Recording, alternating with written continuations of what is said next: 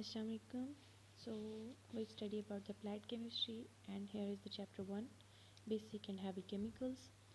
So first of all, as we know that applied chemistry is also called the industrial chemistry, and the definition of the industrial chemistry is that the development, optimization and monitoring, ठीक है, of fundamental chemical processes, मतलब chemical processes की development, optimization and monitoring करना used in industry, जो कि industry में use हो रहे होते हैं, किस लिए, for the transforming of the raw material and precursors, जो हम मतलब कि रॉ मटेरियल यूज़ करते हैं या प्रिकर्सर यूज़ करते हैं into useful chemical commercial products for the society, ठीक है। सो इंडस्ट्रियल केमिस्ट्री मेन क्या होती है कि हमने केमिकल प्रोसेस की डेवलपमेंट करनी होती है, ऑप्टिमाइजेशन करनी होती है और उनकी मॉनिटरिंग करनी होती है, ताकि हम रॉ मटेरियल्स को क्या कर सकें, यूज़फुल कमर्शियल प्रोडक्ट्स में कन्वर्ट कर सकें। Okay, so next is the how it is important and relevant to you, कि मतलब कि अप्लाइड केमिस्ट्री इनकी इंपॉर्टेंस क्या है और ये किस तरह से हमसे रिलेट कर रही है।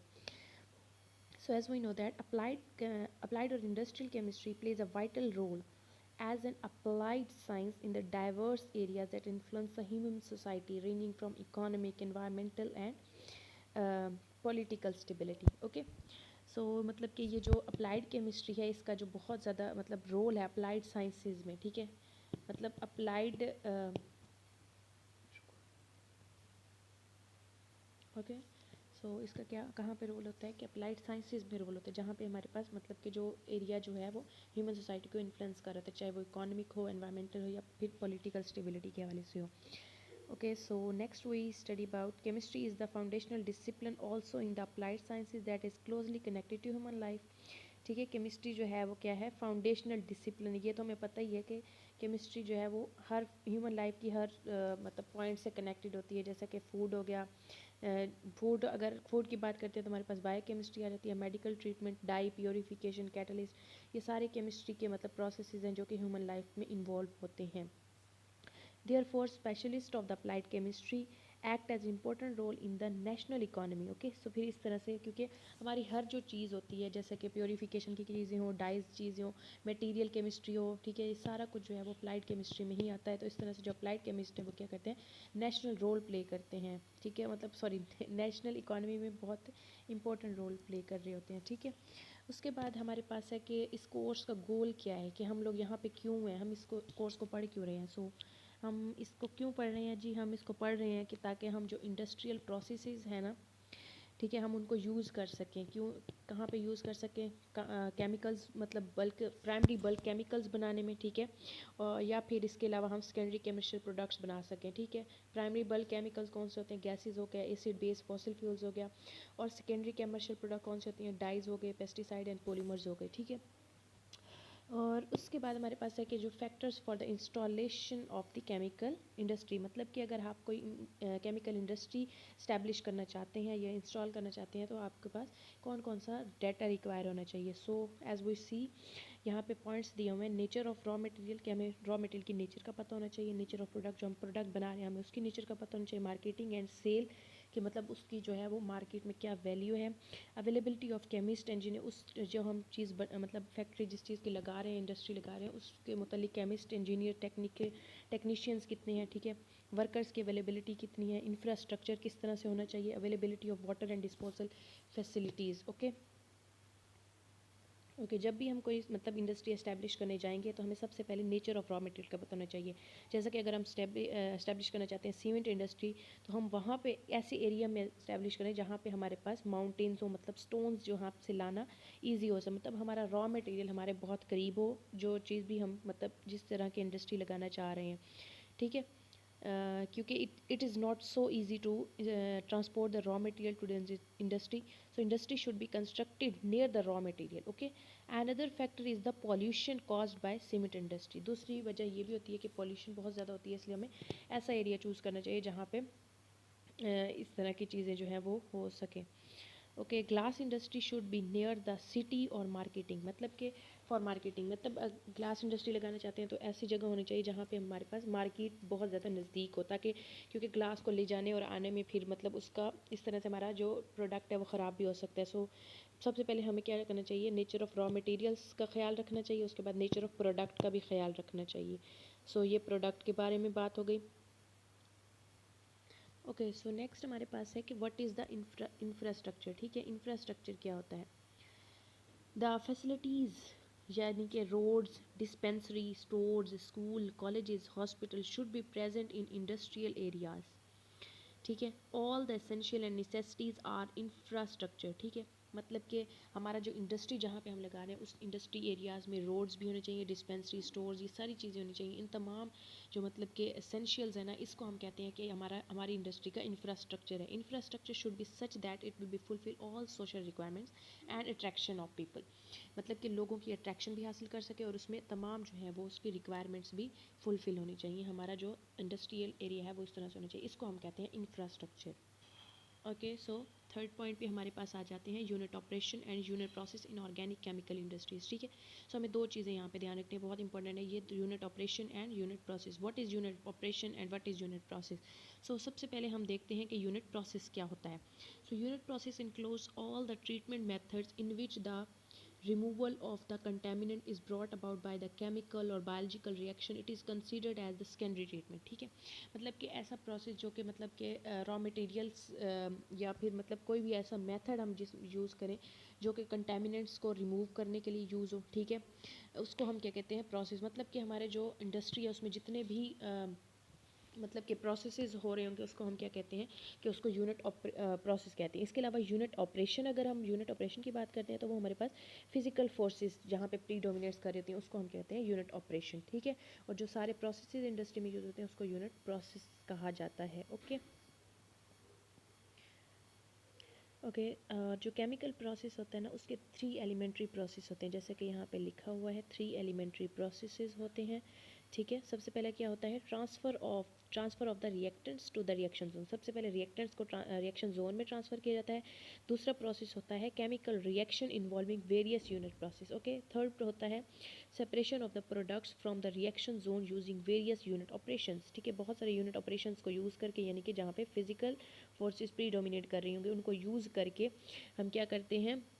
प्रोडक्ट्स को सेपरेट करते हैं। ठीक है, ये तो 3 चीज़ें होती हैं यहाँ पे। सबसे पहले रिएक्टेंट को ट्रांसफ़र करना, दूसरा केमिकल रिएक्शन और तीसरा सेपरेशन ऑफ द प्रोडक्ट्स। ठीक है, उसके बाद हमारे पास मतलब कि प्रोसेसेस का बताया हुआ है कि कुछ जो प्रोसेस होते हैं वो होमोजीनियस सिस्टम में होते हैं, कुछ जो होते हैं वो हेट्रोजीनियस सिस्टम में होते हैं। ठीक है, होमोजीनियस मतलब पता है कि सेम फेज़ होता है और हेट्रोजीनियस में डिफरेंट फेजेस होते हैं। उसके बाद हमारे पास रिएक्शन की टाइप्स बताई गई हैं कि किस तरह से होते हैं। रिवर्सिबल क्या होता है, इरिवर्सिबल क्या होता है, एंडोथर्मिक, एक्सोथर्मिक, कैटालिटिकल, नॉन कैटालिटिकल, और उसके बाद फैक्टर्स बताए हुए हैं। Temperature, pressure, composition, catalyst activity, catalyst selectivity, catalyst stability, catalyst life and rate of heat and mass transfer. Okay, और उसके बाद हमारे पास यहाँ पे कुछ डेफिनेशंस दी हुई हैं। जो हमारे पास रिएक्शंस होते हैं वो कहाँ कहाँ से मतलब कि कैरिड आउट होते हैं? बैच में, सेमी बैच और कॉन्टीन्यूस, ये 3 चीज़ें इनकी डेफिनेशंस में भी करनी पड़ेंगी। रिएक्टर्स में बी बैच, प्लग फ्लो, ठीक है, इट मे बी एक्सोथर्मल और एडियाबैटिक। कैटालिट रिएक्टर में बी पैक्ड बेड। ओके, सो इन्हें यहाँ पे ये जो सारी डेफिनेशंस दी हुई है ना इनको करना पड़ेगा। सो आई हैव नो, मतलब मेरे पास कोई इस तरह मटेरियल नहीं है डेफिनेशंस का, सो मैं मतलब अभी नहीं बता सकती, बाकी मैं नेट से सर्च करके बताती हूँ।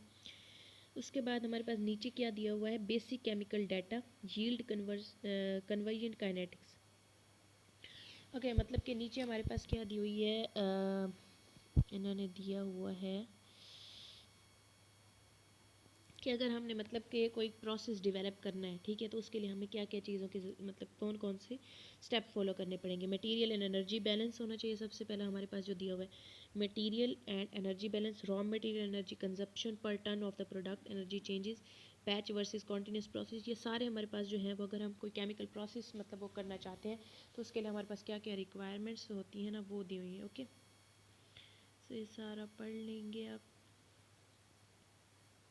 ओके, सो नेक्स्ट हमारे पास दिया हुआ है कि यूनिट प्रोसेस कौन कौन से इन्वॉल्व होते हैं। जैसे कि यहाँ पे बहुत सारे यूनिट प्रोसेस दिए हुए हैं जो कि इंडस्ट्री में यूज़ होते हैं। अल्काइलेशन हो गया, डीकम्पोजिशन, एसाइलेशन, फर्मेंटेशन, ठीक है, ammoxidation, halogenation, amination, condensation, neutralisation etcetera, ये सारे हैं पढ़े। उसके बाद यूनिट ऑपरेशन दिया हुआ है। हमें पता है यूनिट ऑपरेशन क्या होता है, जहाँ पे फिजिकल फोर्सेस प्रीडोमिनेट करती हैं, तो बहुत सारे मतलब वो यूनिट ऑपरेशंस इंडस्ट्री में इन्वॉल्व होते हैं। जैसे कि यहाँ पे कौन कौन से दिए हुए हैं? Separation process, purification process, mixing process, reaction process, power generation process and heat exchange. Okay, और इसके बाद यहाँ पे नीचे जो है ये दिया हुआ है कि जो लार्ज प्रोसेस होते हैं उनको ब्रोक किया जाता है इनटू द यूनिट ऑपरेशन, ताकि हम उनको एनालाइज इजीली कर सकें। और इनको याद रखने का यही तरीका है कि हम क्या करते हैं, कंजर्वेशन लॉ अप्लाई करते हैं, ठीक है, to the process as a whole, but also to the, मतलब एज अ होल भी हम कंजर्वेशन लॉ अप्लाई करके कर सकते हैं, और एज अ होल मतलब हर